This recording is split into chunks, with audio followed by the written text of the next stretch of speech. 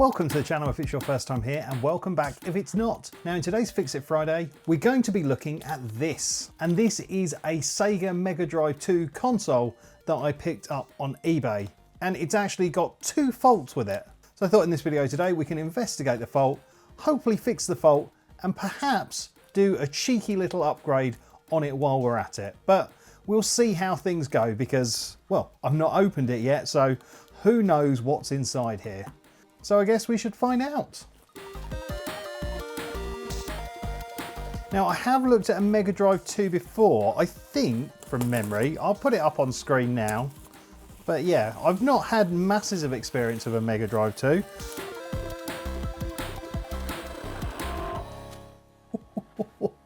Okay. This does look like it's been in the wars, the poor thing. So we're missing the expansion port cover here. Might be able to 3D print one of those. And yeah, it is just very, very, very badly scratched. Gouged, actually. That's not very nice. Now, it's actually written on here what the fault is. It says faulty controller port, up button issue, and no light. I guess instead of just taking the seller's word for the issues, we should test them for ourselves. So let's get this plugged in. So from memory, the Mega Drive 2 uses a center negative 9 or 10 volt power supply. Okay, it says 10 volts on the back. Right, okay, so it's all plugged in and I've got my EverDrive cartridge, or my Ever Genesis cartridge, and I've actually installed a test ROM onto here so we can test the controller, as well as being able to play backed-up copies of all your legally owned games. These are really handy for putting test software on, because there's loads of it knocking around the internet, and this will help us test this in a sort of non-game environment. And yeah, I think this EverDrive costs me around about 25 to 30 quid on AliExpress. I'll make sure a link to it is in the video description. Let's get it in and power on. So yes, no light, but it is working. So that's good, it's not completely dead. So if we go to select game, so I'm going into this demo that just tests the controller. Now this is actually designed for a 6-button controller. I've only got a 3-button controller, but should work. So A works, B works, C works, start works. I don't have the X, Y and Z buttons. Then we do left, down, right, and yeah. We haven't got an up. Okay, so far, it seems like it's quite an honest issue. And why might the controller port not be working? Could be several reasons. It could just be dirty. It could be that there's a break somewhere, like a broken solder joint. It could be that there's a cold solder joint where the port meets the motherboard. Or it could just be a broken port. And yes, we very much do have no LED showing through there. So it could be a faulty LED. Like I said at the start, I do have a little bit of a plan for this LED, so we don't need to worry too much about that. So yeah, this is a bit of an ugly duckling, but I'm not giving up on it yet. I think we should be able to fix it. So let's get out the grey mat and start doing that.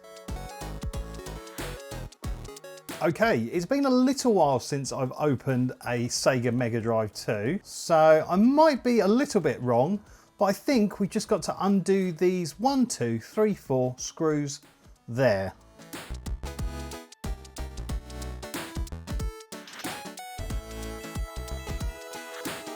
Right, let's pull the top off. Not like that. Okay. That is a rusty Mother Hubbard. Probably been in someone's loft, maybe. This is just for electromagnetic shielding. And to remove this, we've just got to undo these 9 screws. So while I'm removing this shielding, let's shout out our channel members. Channel members have gone one step above subscribing to the channel and offer a small monthly donation. If you want to become a channel member, then you can scan the QR code in the corner of the screen or visit the link in the description.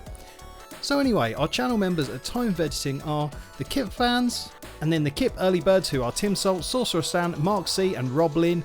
Then next up we've got the lovely Kip lovers, and they are Bella Webster, Stez Stixpix, Lawrence, Scott Kendall, Props Retrofix, Coaster Chelsea, DD Media Production, Lee Benz, Ann and David Hughes, Danielle Adele, James and Danny, and Alex Bennett. Then we've got the nuttiest people I know. They are Becky Boobar and Alan Green. And then boom, right at the top there, we have got our Kip Mental, and that is RJ Prate. Thank you so much, RJ, for your Kip Mental support. Big love to my Kip Nutters and all my other channel members. Anyway, I think we're there. Hopefully, we should just be able to lift it up and out. So, I mean, it actually doesn't look too bad in here, really. But we've just got these final 2 screws here, and then we can remove it from the case.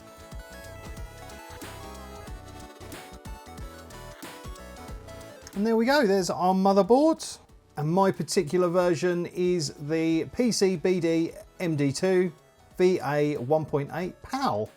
Yeah, I was sort of half expecting to see the LED looking a bit wonky and sad, but it actually looks all right. So this is controller port 1, where we have the issue. And it's got all these sort of connections here. I think they all look okay. We do seem to have a bit of a scratch across the board there. Don't know if that's damaged any traces. I suppose what I could do is just put my meter onto diode test, and we could just test the LED and see what it does. Because in theory, we could make it light up with the diode test mode. Yeah, I think it's as simple as a blown LED. I put my meter into continuity mode now, so if there's continuity, we get a beep. So essentially now I'm going to go through the pins on the controller port and where they meet to the motherboard and see if there's continuity.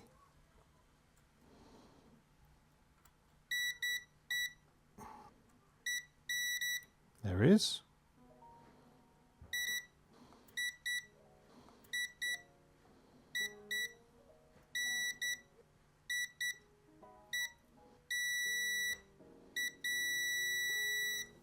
Okay, so they all seem to be testing okay. What I'll do is I'll put a pin out of the controller port on the screen now, and pin 1 is our dodgy one, so that is our up. So if we go from where pin 1 goes to on the board to here, that seems okay. So if we follow where pin 1 goes to, that's here, goes to here.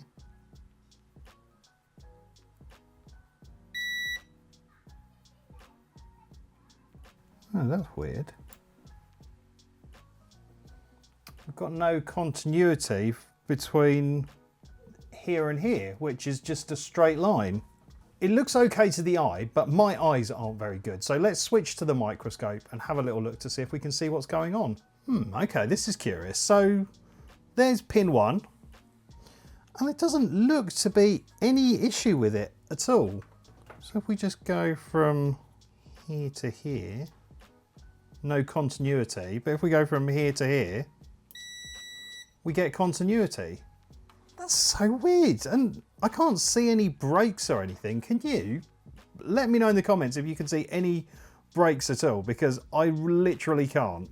And yeah, we've got the sort of scratch that I saw earlier, but that doesn't look horrendous. Although, what's this?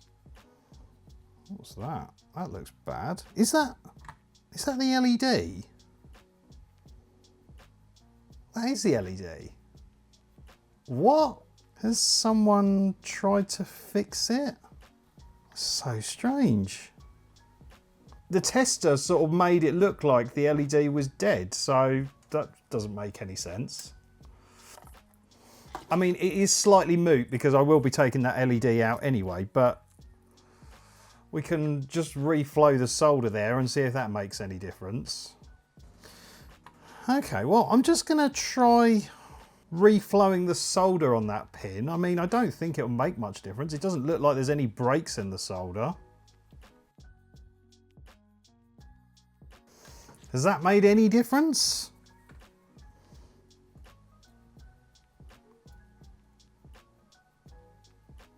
No.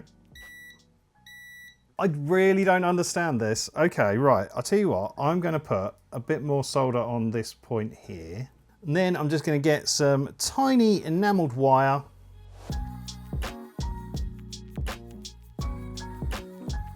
So I've just sort of bridged the connection between the 2 points.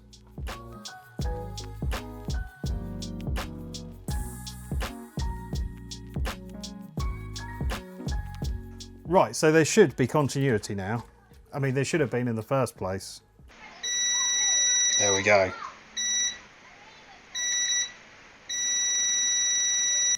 Cool. Okay, well, I'm just going to try re-soldering that LED there. It does look like some kind of shenanigans have gone on with it.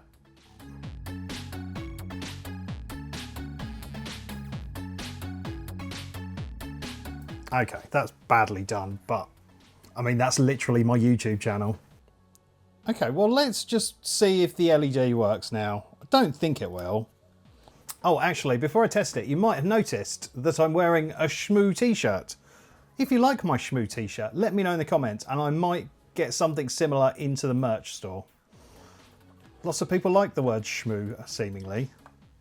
So yeah, if you want a Shmooey t-shirt, let me know. That sounds disgusting.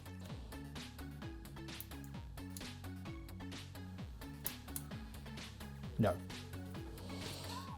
Is the LED getting power to it? Yes, yeah. So the LED is dead and it wasn't properly installed, but it is definitely dead. I'm feeling pretty confident in the joystick fix there. But yeah, I want to do the little upgrade I discussed and also get a working LED again. So I'll be back in a second when the postman has arrived and we can get cracking on that.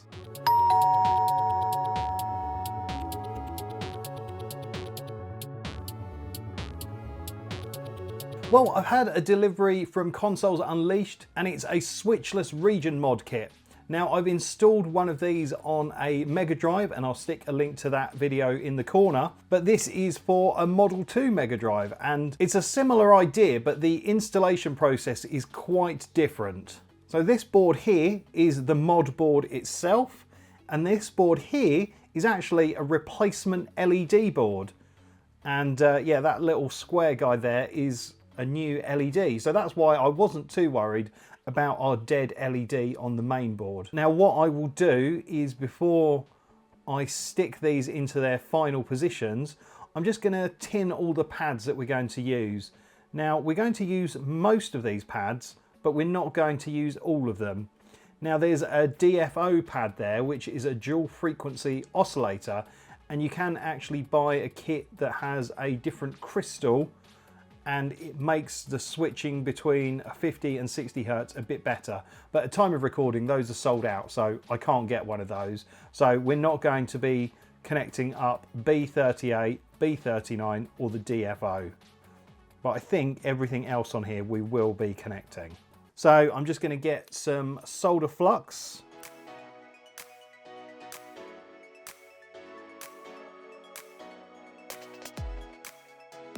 And if you don't know, the solder flux just helps the solder flow and stick to the pads a little bit better. So I'm just going to whiz across all the pads and put a little bit of solder on each one.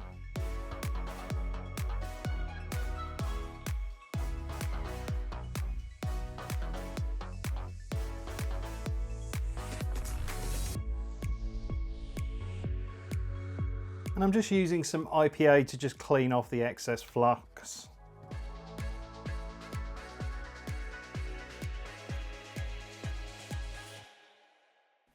There we go. So that's looking good.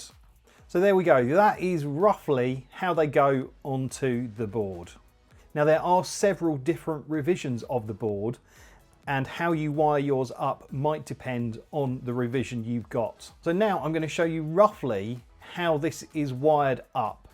Now obviously I haven't wired it up yet because, well, I haven't started, but this is roughly how the wiring will go. It probably won't be as neat as this on the final version, but yeah, you get an idea. But I'll go through it in a lot more detail through the microscope as I'm going along. But essentially, it's going to look something roughly like that. So, but for now, I'm just going to stick this using the sticky double-sided tape that's on the back of it onto this Sega chip. Okay, well now we need to start wiring it up, so we'll have to switch back to the microscope so you can see things a little bit clearer. So I think I'm going to start at the top of the board, and we've only got one connection to make. So we've got this CPU pin on our Consoles Unleashed board, which needs to go to pin 19 on this CPU. Now I've marked pin 19 so you can see it, but yeah, it's pretty easy to work because you can see pins 10 to 26 on there. Now you don't need to actually lift the pin or anything like that, you've just got to solder to it.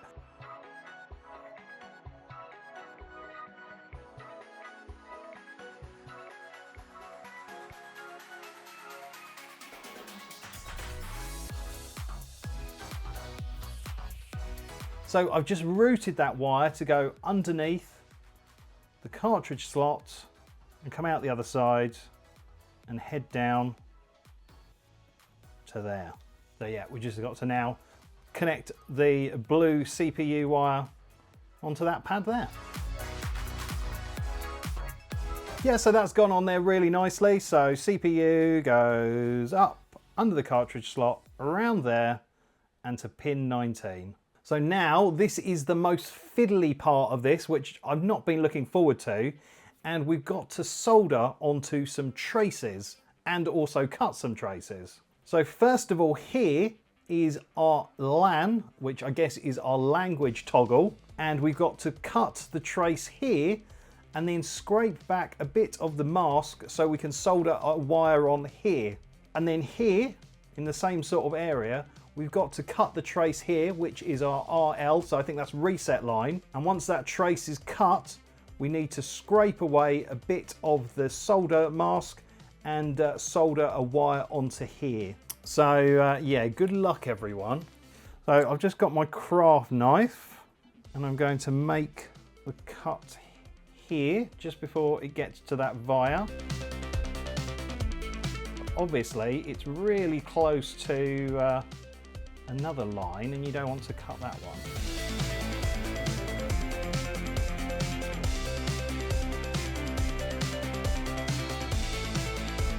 Right, and then same principle again. Again, trying to narrowly avoid the tiny trace that's next to it that we need to keep intact.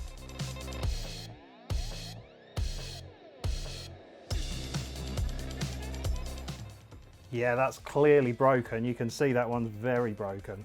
Good. Right, so now we need to be a little bit more gentle and scrape back some of that solder mask. I'm going to use some tweezers. Nice. Okay, that was good. Now we've got to go back here and scrape away the solder mask. Again, trying to avoid the solder mask for all the other bits.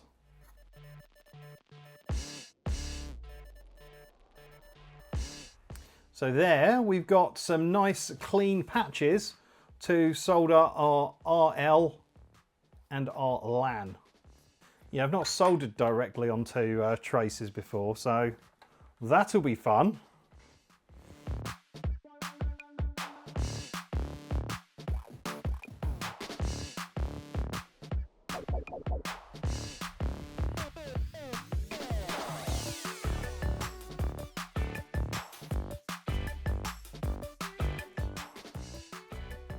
Cool.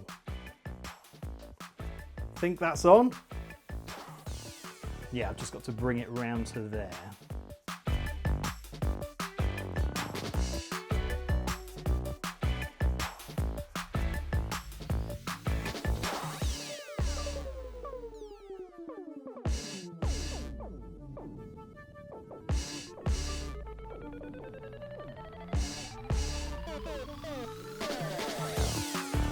There we go, that's all done. Very fiddly, but we're there. So now we've got to do our RL and take it to there.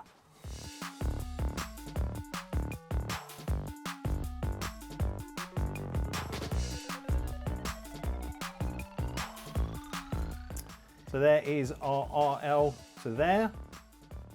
Right, so I've just put a little bit of solder mask onto those two connections just to protect them a bit and give them a little bit more mechanical strength. I've been a little bit gung-ho with it, but I've got the UV light shining on it, so hopefully it should be okay. So I'm going to have some lunch and then come back, and hopefully that solder mask will dry and I can continue making off all the other connections. Well, our solder mask has gone off nicely there. I was a little bit OTT with it, but it's the first time I've ever used solder mask. Our wires are nice and secure under there and won't short at all. So now we've got to put something on the RB pad, and that comes from here, which is C33 on this side of the wire. I'm just going to put a blob of flux on here and then add some fresh solder. Nice. It'll actually be neater if I make it go this way.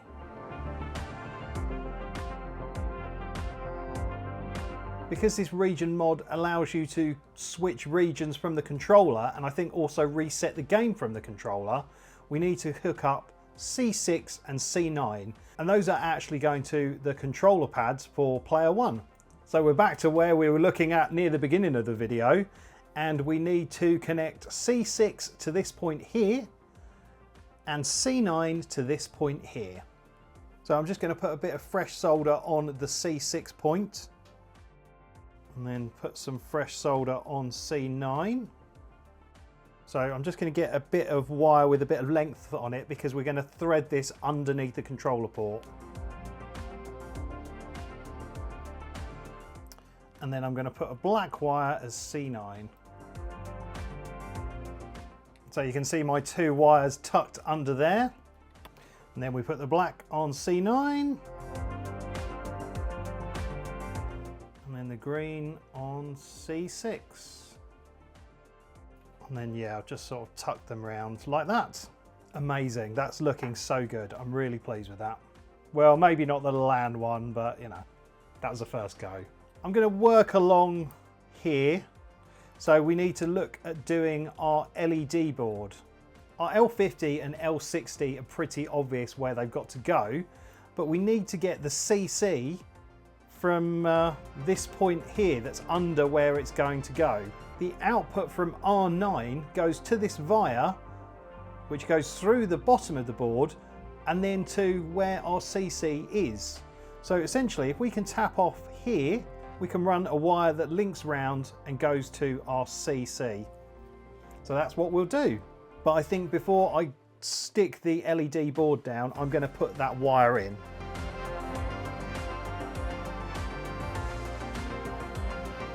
And now we can stick the LED board in place, roughly where the original LED once stood. Excellent. So now we've got to run a wire from L60 to L60. We've got to do L50 to L50, and then I'll do CC afterwards because I reckon there'll have to be a little bit of slack.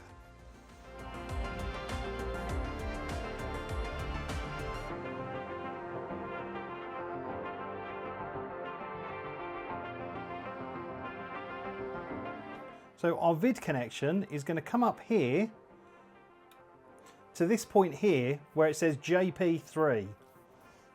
Okay, so I think we need to actually push the wire through JP3. Right, so essentially I'm going to push this through the hole. It's very difficult to film, so you just have to trust me. We've got a wire through, and there we go. And that's got to go to our vid. There we go. So I've just made it go round those caps there. And that goes to JP3. So now we've just got 2 wires left to do, which is our ground and 5 volts. Now we do have to do another bit of trace cutting, which is here. Our ground is going to come from the left side of where C8 is, and our 5 volts is going to come from this side of the resistor at R12. But first we need to cut this trace.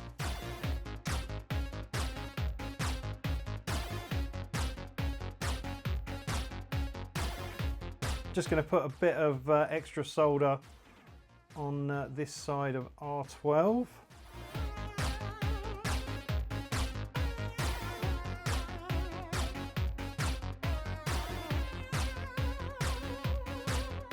Excellent. It's a teeny tiny wire, and then we've just got to put some fresh solder on C8 here.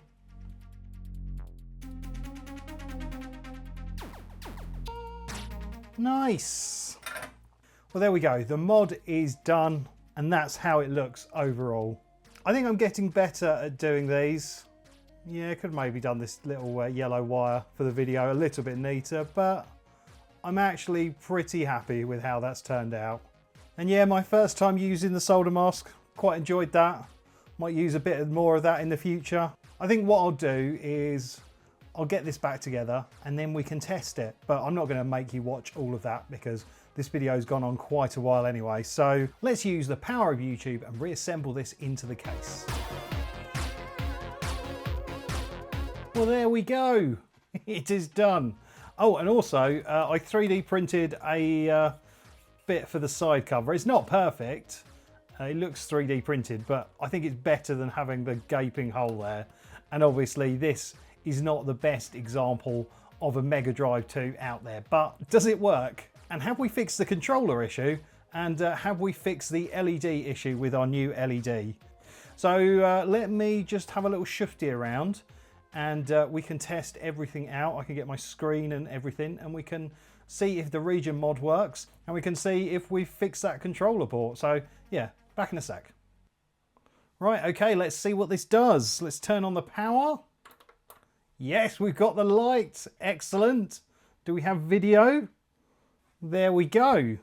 So the red light is on. Okay, so if we go into Toolbox, let's see what it says on device info. So red seems to be USA NTSC. Okay, that's cool. So let's go back. Let's load the controller tester. There we go, we fixed the up. Left, down, right, A, B, C, start. Excellent, there we go. So we fixed it and we've modded it. Okay, so if I reset it and hold it down, so it's gone green.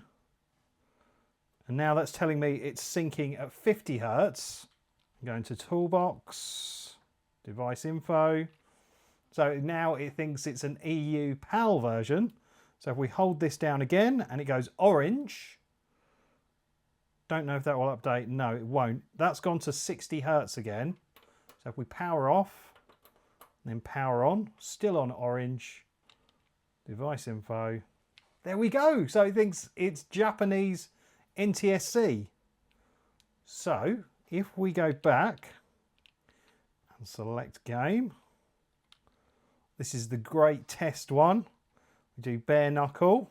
I'm so happy. I'm so happy. What a nice fix. So now this should be in Japanese and say bare knuckle on the title screen. So it's syncing at 60 Hertz.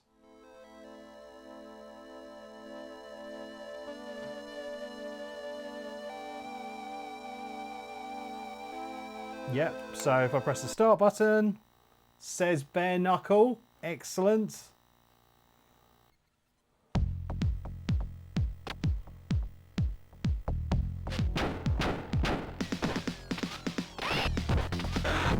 So if we hold A, B, C and start for 1.5 seconds, it should reset the console. Yes, it does. And if we hold it for longer than that, it should change the region. So A, B, C and start. Boom. So has that turned into American now? Yes.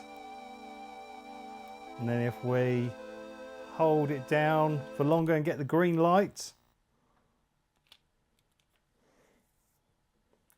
this should still be English, but at 50 Hertz. which it is. Oh, amazing. Right, I'm not going to do the full 50 and 60 hertz comparison like I've done in previous videos. I've done a lot of mod kits and things recently, so if you haven't seen those, then go back and check them out. So we started with a Mega Drive 2 that didn't have a working power LED. It had a faulty controller port and was missing the expansion port.